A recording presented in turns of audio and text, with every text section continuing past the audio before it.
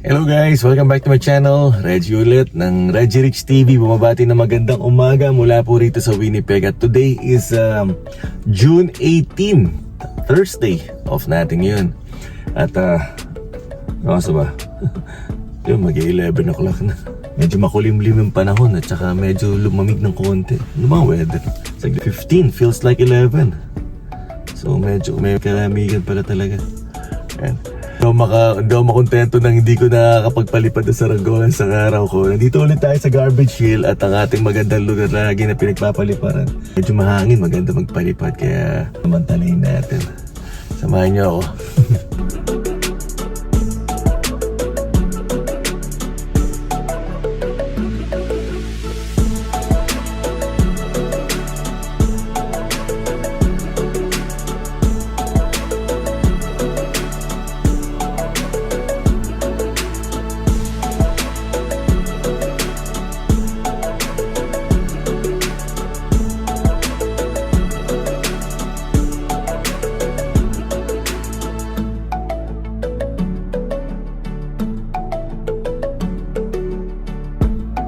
Natali ko siya dito yun. So nag-go on and off yung yung hangin.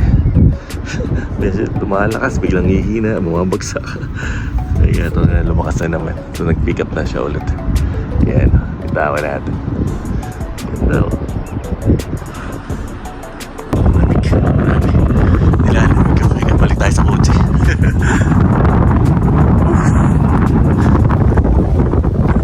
Grabe. Parang di summer. Malamig. Tayo. Buksan na lang natin yung ating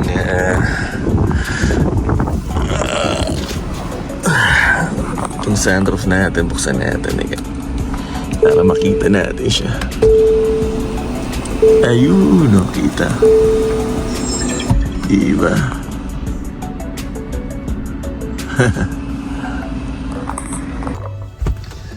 So pagka summer kasi dito sa Canada, marami dito nagka-camping, nagfi-fishing, lumalabas ng city at pupunta sa iba't ibang lugar kasi marami pwede puntahan dito.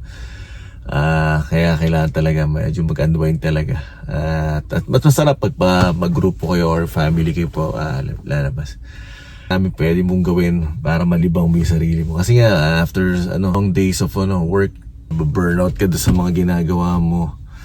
Para makapag-release ka ng mga stress. Ito, yung maraming mga paraan para tanggal mo yung mga stress mo sa utak. Ito, yan, mga ginagawa. Marami rito talaga kailangan mo talaga matutunang libangin yung sarili mo. Teka, para bumabagsak yung aking saranggola. Saglit lang. Pumapaling yung hangin dito sa kabila. Kanina nandito siya. Ngayon dito na siya ngayon. Paiba-iba yung hangin. Medyo mahangin. Nag-pick up na siya ng hangin. Ganda. Sarap dito. Maraming pupunta rito. Nagpapahinga.